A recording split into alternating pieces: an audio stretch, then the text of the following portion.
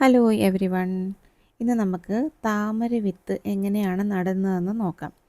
ഇത് ഞാൻ നമ്മുടെ പാലാ ടൗണിൽ പാലാ ജൂബിലി വന്ന സമയത്ത് ഒരു വഴിയോര കച്ചവടക്കാരൻ ചേട്ടൻ്റെ കയ്യിൽ നിന്ന് മേടിച്ചതാണ്. ഒരു പാക്കറ്റിൽ 4 വിത്താണ് ഉണ്ടായിരുന്നത്. അത്യാവശ്യം നല്ല ക്വാളിറ്റിയുള്ള വിത്താണത്. ഈ താമര വിത്തിൻ്റെ ഒരു പ്രത്യേകത എന്ന് പറഞ്ഞാൽ ഇത് നല്ല റൗണ്ടിലല്ല, ചെറിയൊരു ഓവൽ ഷേപ്പാണ്. അപ്പോൾ 2 എൻഡിലുമായിട്ട് നമുക്ക് ചെറുതായിട്ടൊന്ന് കോർത്തിരിക്കുന്ന കാണാൻ പറ്റും. ആ കോർത്തിരിക്കുന്ന 2 വശവും എന്തെങ്കിലും പരുക്കനായിട്ടുള്ളൊരു പ്രതലത്തിലിട്ട് നന്നായിട്ട് ഉരയ്ക്കണം. ഞാനിപ്പോൾ വീട്ടിലെ അരകല്ലിലിട്ടാണ് ഉരച്ചെടുത്തത്. അത് നന്നായിട്ട് അത്യാവശ്യം ബുദ്ധിമുട്ടാണ് ഇത് ഉരച്ചെടുക്കുക എന്ന് പറയുന്നത്, ഒരു പണി തന്നെയാണ്. പക്ഷെ 2 സൈഡും നന്നായിട്ട് ഉരയ്ക്കണം.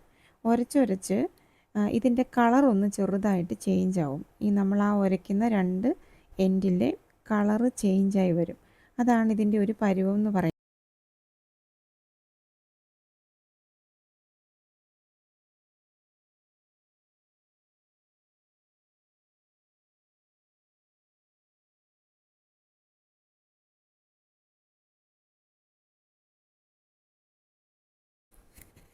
ഞാനിതിനെ നമ്മുടെ ഫിഷിനെ മേടിച്ചപ്പോൾ കിട്ടിയ ഒരു ബൗളിലാണ് മുക്കി വെച്ചിരുന്നത്. വെള്ളത്തിലിടുക. എക്സാക്ട്ലി 4-ാമത്തെ ദിവസം തന്നെ വിത്ത് മുളച്ചു വരും. ഇത് പല ദിവസങ്ങളിലായിട്ടിട്ട വിത്തുകളുണ്ട്, അതുകൊണ്ടാണ് പല നീളത്തിൽ വിത്ത് മുളച്ചിരിക്കുന്നത് കാണുന്നത്. ഈ വിത്ത് കണ്ടില്ലേ, ഇതിൻ്റെ ഒരു സൈഡ് കണ്ടോ, പൊട്ടി വരുന്നുണ്ട്. ഉടനെ തന്നെ അത് വെണ്ട് കീറി അതിനകത്തുനിന്ന് മുളയായി മുളച്ചു വരും.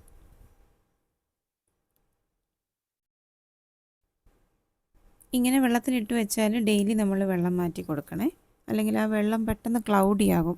അതിനകത്ത് നിന്ന് പാട പോലെ പുക പോലെ ഒരു സാധനം ഈ വെള്ളത്തിൽ നിന്ന് വരുന്ന കാണാം, ഈ വിത്തിനകത്തുനിന്ന്. അതുകൊണ്ട് നമ്മൾ ഡെയിലി വെള്ളം മാറ്റി കൊടുക്കണം. ഫ്രഷ് വാട്ടർ ഒഴിച്ചു കൊടുത്താൽ മതി. ഇതിപ്പോൾ ഏകദേശം 5-6 ദിവസമായ വിത്താണ്. മുളച്ച് കുറച്ചുകൂടെ നീളമായിട്ടുണ്ട് അതിൻ്റെ മുളയ്ക്ക്. പല നീളത്തിലുള്ള വിത്ത് നിങ്ങൾക്ക് കാണാം മുള വന്നിരിക്കുന്നത്. അപ്പം നമുക്കിനി ഇതിനെ ഒന്ന് മാറ്റി നടണം.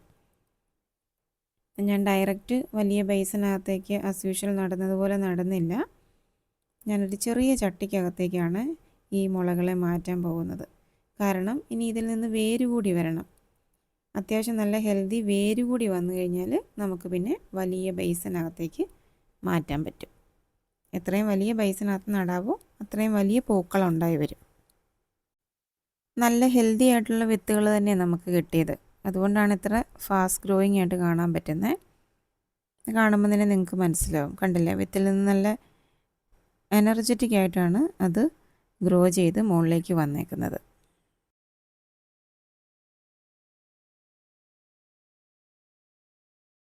ഒരു ചട്ടിയിൽ കുറച്ച് മണ്ണും ചെളിയൊക്കെ എടുത്ത് മിക്സ് ചെയ്തിട്ട് അതിനകത്തേക്ക് തൽക്കാലം ഒന്ന് നടാമെന്നാണ് വിചാരിക്കുന്നത്. കാരണം എന്നാന്ന് ചോദിച്ചാൽ, ഇത് നട്ട് കഴിഞ്ഞിട്ട് ഇത് ഇപ്പം മുളച്ച് നിൽക്കുന്ന കണ്ടില്ലേ, അപ്പോൾ അതിൻ്റെ ബാലൻസ് ആയിട്ട് ഇതിൽ നിന്ന് ഇനി വേരുകൾ കൂടി വരും. ആ വേരുകൾ കൂടി വന്നാലേ ഉള്ളൂ നമുക്ക് ഇതിനെ നല്ലൊരു മീഡിയയിലേക്ക് മാറ്റി നടാനായിട്ട് പെർഫെക്റ്റ് ആകത്തുള്ളൂ. അങ്ങനെ നടുവാണെങ്കിൽ നല്ല എനർജറ്റിക് ആയിട്ട് തന്നെ ഇവർ കിളുത്ത് വരും. ഇതിന് മുന്നേ ഞാൻ ഒരു പരീക്ഷണാർത്ഥം ഇങ്ങനെ ചെയ്തിരുന്നു. അത് വളരെ സക്സസ് ആയിട്ട് തന്നെ അത് വളർന്നുകൊണ്ടിരിക്കുന്നു. ഇഷ്ടംപോലെ ഇലകളൊക്കെ വന്നു. അത് ഞാൻ കാണിച്ചു തരാം. അപ്പോൾ അതിന് മുന്നേ നമുക്കിത് നടുന്നത് നോക്കാവേ. ഞാൻ പറഞ്ഞില്ലേ ഒരു ചട്ടി, ഈ ചട്ടിക്കകത്ത് ഞാൻ കുറച്ച് നമ്മുടെ മുറ്റത്ത് തന്നെ നമ്മുടെ പറമ്പിൽ തന്നെ മണ്ണും ചെളിയും അതുപോലെ കുറച്ച് ചാണകം ഒന്ന് അടിയിലായിട്ട് മിക്സ് ചെയ്തിട്ടുണ്ട്. വിത്ത് നടുന്നതിന് ആക്ച്വലി ചാണകത്തിൻ്റെ ആവശ്യമില്ല ഇപ്പോൾ വിത്ത് നടുന്നതിന്. കാരണം നമുക്ക് ആ വേരുകളൊക്കെ ഒന്ന് പൊട്ടി വരണമല്ലോ. എന്തായാലും വേരുകൾ വന്ന് ദിവസങ്ങൾ കഴിയുമ്പോഴാണല്ലോ ആ വേരുകൾ ഇതിന് ആവശ്യമുള്ള വളമൊക്കെ വലിച്ചെടുക്കുക. അപ്പോഴേക്കും മതി ചാണകത്തിൻ്റെയൊക്കെ ആവശ്യം. അപ്പോഴേക്കും നമ്മളിതിനെ റീപോട്ട് ചെയ്യും. ഇതൊരു കുഞ്ഞ് ചട്ടിയല്ലേ, ഇതിനകത്ത് തൽക്കാലം ഞാൻ നന്നായിട്ട് അത് കുഴച്ച് നല്ല ചേറു പരുവത്തിലാക്കിയിട്ടുണ്ട്. ഇനി ഓരോന്നോരോന്നായിട്ട് നമുക്കിതിനെ നട്ട് വെക്കാം.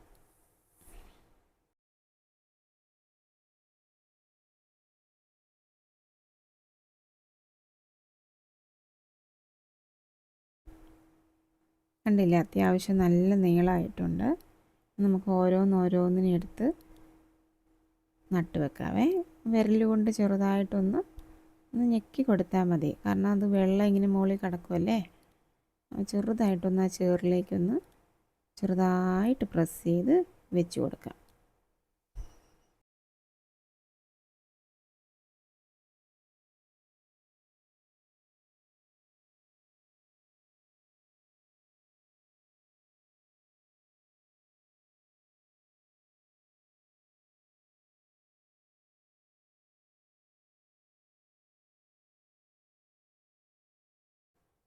നെക്സ്റ്റ് സ്റ്റെപ്പ് എന്ന് പറയുന്നത് ഇങ്ങനെ വെള്ളം ഒഴിച്ചു കൊടുക്കണം.